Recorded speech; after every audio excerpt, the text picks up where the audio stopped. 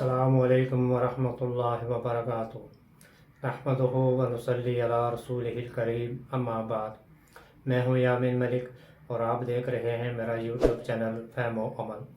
Channel को subscribe, like और share भी करें और बेल आइकन का बटन भी दबा दें। आज हम इंशाअल्लाह सूरह बकरा की आयत नंबर 40 का लफ्ज़ मतलब उसके रूट वर्ड यानी मादा के हवाले से समझने की कोशिश करेंगे। या बनी, ये दो लफ्ज़ हैं।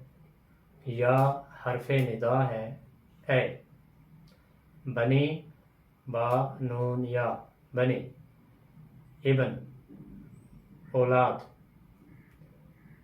इसराइल इसराइल, उज़कुरो दाल काफरा ज़िक्र याद करना, नेमती दो लफ्ज़ हैं, नून आइन मीम ना नेमत और या मेरी,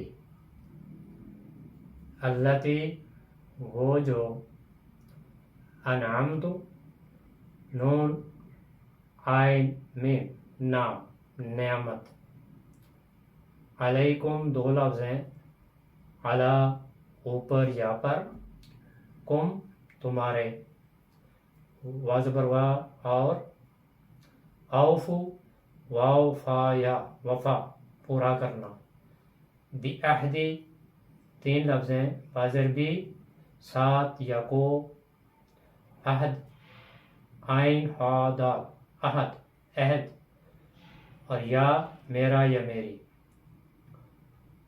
ऊफ़ी वाव फा या वफ़ा पूरा करना, बी अहदी दो लफ्ज़ हैं, बाज़र भी साथ या को, अहद आइन हा दाल अहद अहद, कुम तुम्हारा, वज़बरवा और, इया ये दो लफ्ज़ हैं, इया सिर्फ और या मेरा या मेरी, फरहबून ये भी दो लफ्ज़ हैं, फ़ा बस, रहब राहाबा रहब डरना,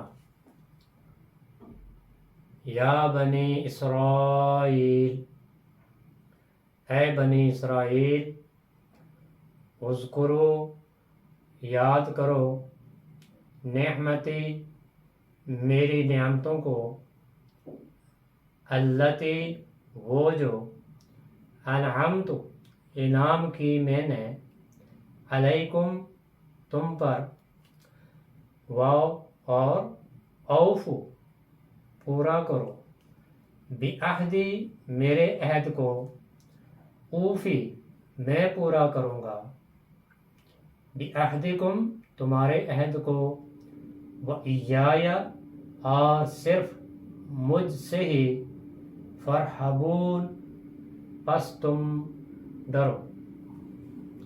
वो अल्फाज जिनकी रूट वर्ड के साथ वजाहत ज़रूरी है, या बनी बा नून या, ये इसका रूट वर्ड है बिना।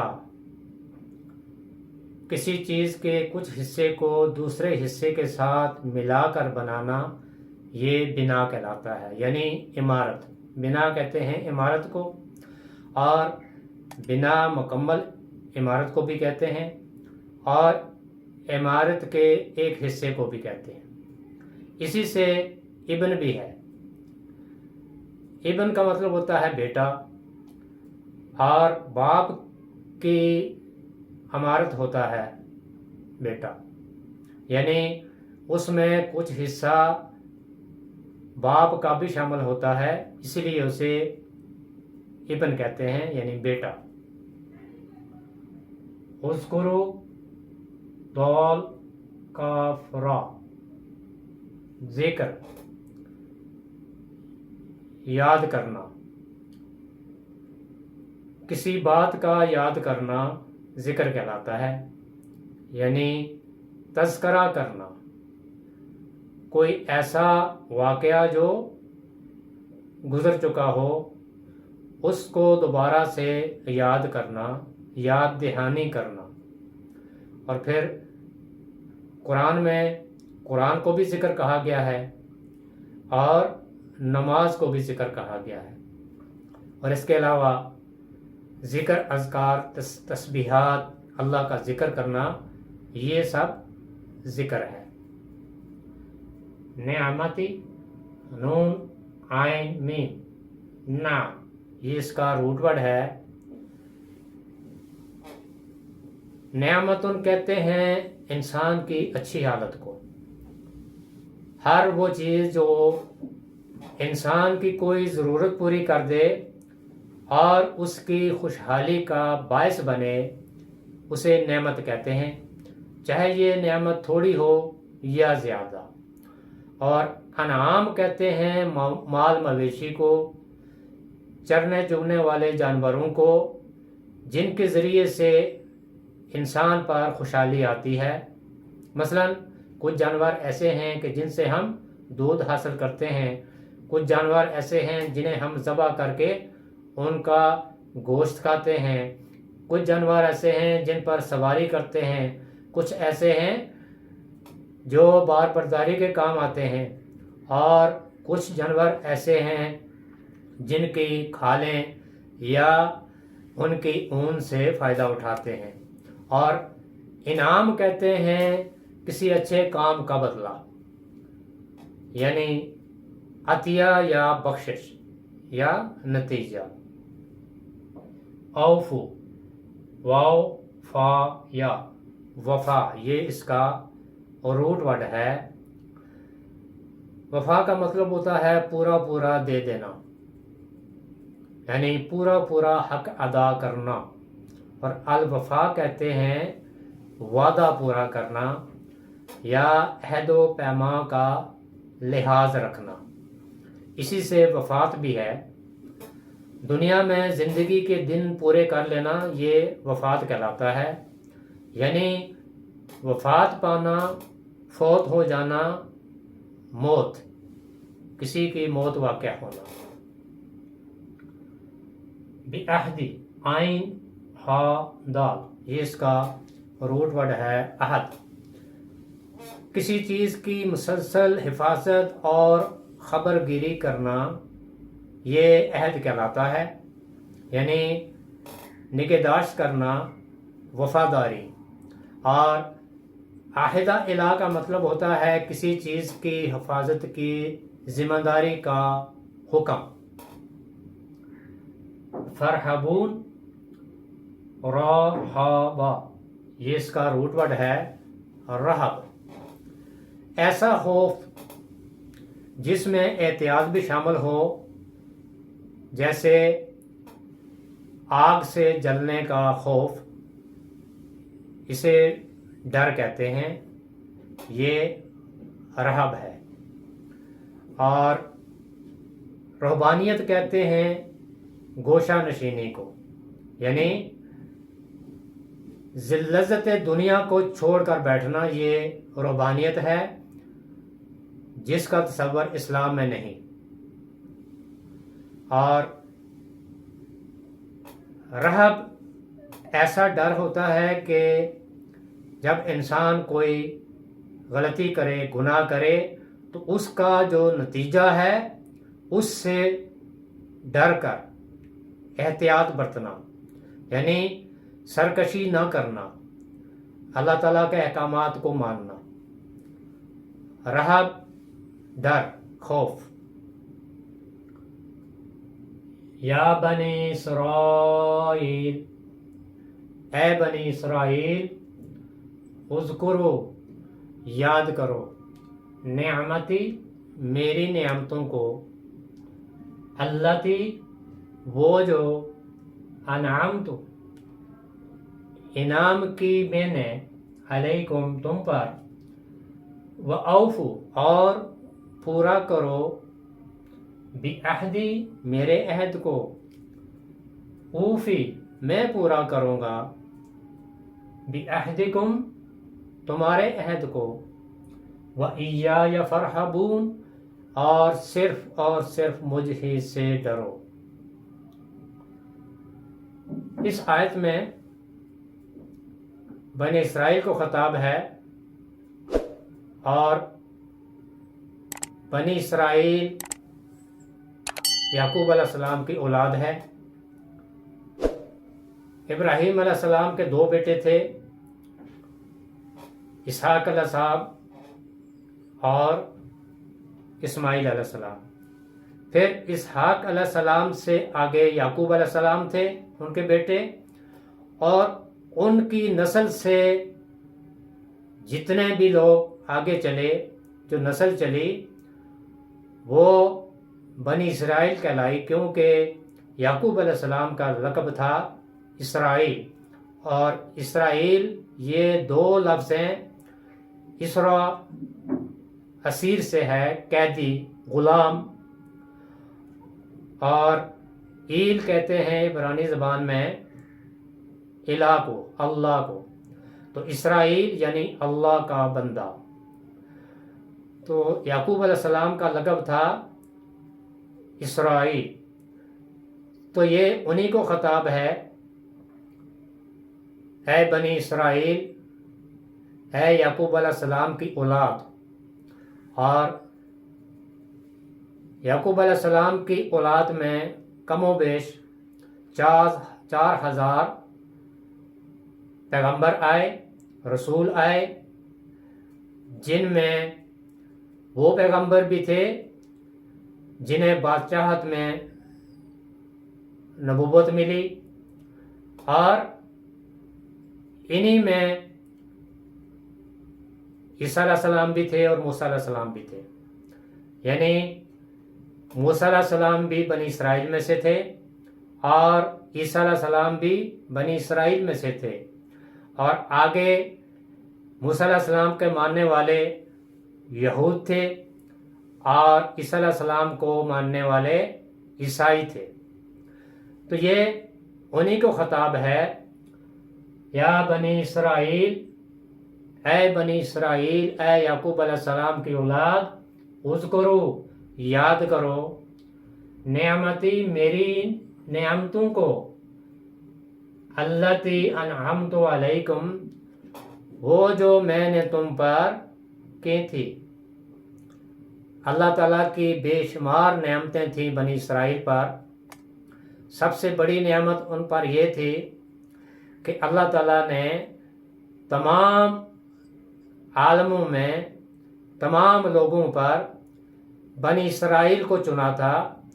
और फिर बनी इसराइल में जितने भी पैगंबर और रसूल आए, उन्होंने अल्लाह ताला की तरफ से दी हुई उन किताबों के ज़रिए अपनी अपनी उन कौमों की रहनुमाई की। और ये सबसे बड़ा एहसान था अल्लाह ताला का उन पर कि अल्लाह ताला ने उनके अंदर अंबिया और रसूल भेजे और किताबें भेजी। तो और इसके अलावा इतनी नेमतें अल्लाह ताला ने उन पर की कि रहती दुनिया में इस तरह की नेमतें किसी और को नहीं मिली। और फिर मूसा अलैहिस्सलाम के ज़रिए बनी इसराइल को फ़िरौन से भी निजात दी।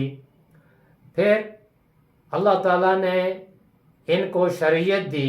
और शरीयत क्या है? शरीयत है वो अहद जो अल्लाह का बंदे के साथ और बंदे का अल्लाह के साथ होता है। तो यहाँ अल्लाह ताला अपनी उन नेमतों को याद दिला रहे हैं बनी इसराइल को, क्योंकि बनी इसराइल पर अल्लाह ताला ने अनगिनत बेशुमार नेमतें की थीं।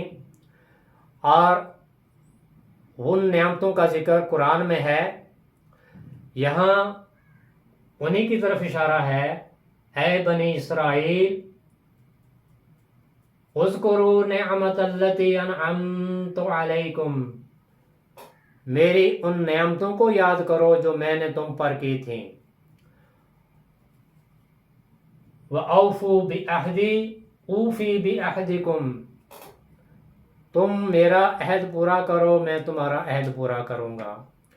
और सबसे बड़ा अहद जो है वो बंदे का अल्लाह के साथ ये है कि अल्लाह ताला अपनी किताबों के ज़रिए, अपने रसूलों के ज़रिए وہ جو احکامات اپنے بندوں تک پہنچاتا ہے تو بندے کا پھر کام یہ ہے کہ وہ اس کے مطابق اپنی زندگی کو بسر کرے۔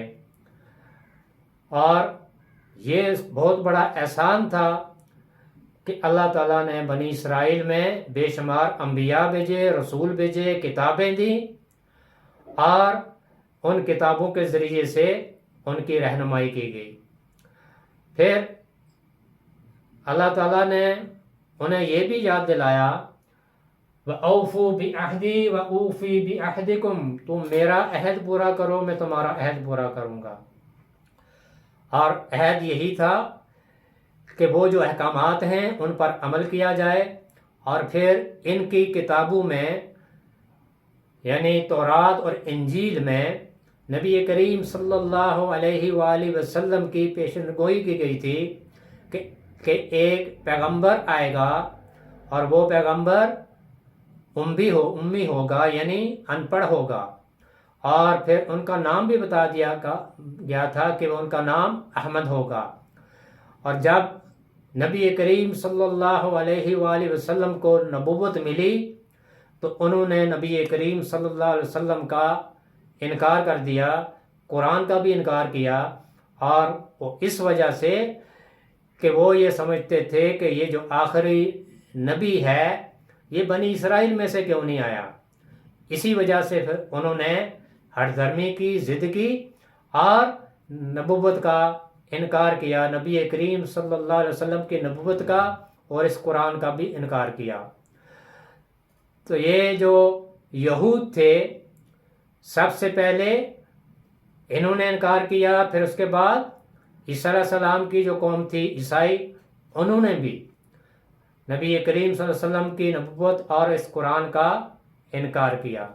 تو یہ انہی کا ذکر ہے اس میں، یا بنی اسرائیل، اے بنی اسرائیل، اے اولاد یعقوب، اذکروا نعمتی اللتی انعمت علیکم، یاد کرو میری ان نعمتوں کو جو میں نے تم پر کی تھیں۔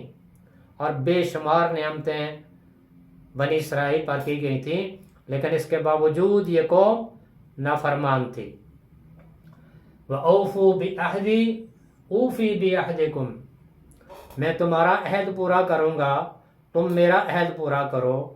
اور اللہ کے ساتھ عہد یہ ہے بندے کا کہ اللہ تعالیٰ کے دیے ہوئے احکامات کے مطابق، اللہ تعالیٰ کی طرف سے بھیجی ہوئی کتابوں اور اس کے رسولوں کے مطابق، ان کی دی ہوئی اس ہدایت کے مطابق دنیا کی زندگی بسر کی جائے، اللہ تعالیٰ کے احکامات کے مطابق عمل کیا جائے، یہ عہد ہے۔ اور اللہ تعالیٰ کا عہد یہ ہے کہ پھر اللہ تعالیٰ اپنے بندوں پر اپنی نعمتوں کا نزول کرتا ہے۔ تو اوفوا بعہدی اوفی بعہدکم، تم میرا عہد پورا کرو، میں تمہارا عہد پورا کروں گا۔ وَإِيَّايَ فَارْهَبُونِ، اور صرف مجھ ہی سے ڈرو۔ اس دنیا میں جب اللہ تعالیٰ کے احکامات کے مطابق زندگی کو بسر کیا جائے تو عموماً لوگوں کا ڈر ہوتا ہے، وہ لوگوں کے ڈر سے اللہ تعالیٰ کے احکامات پر عمل نہیں کرتے۔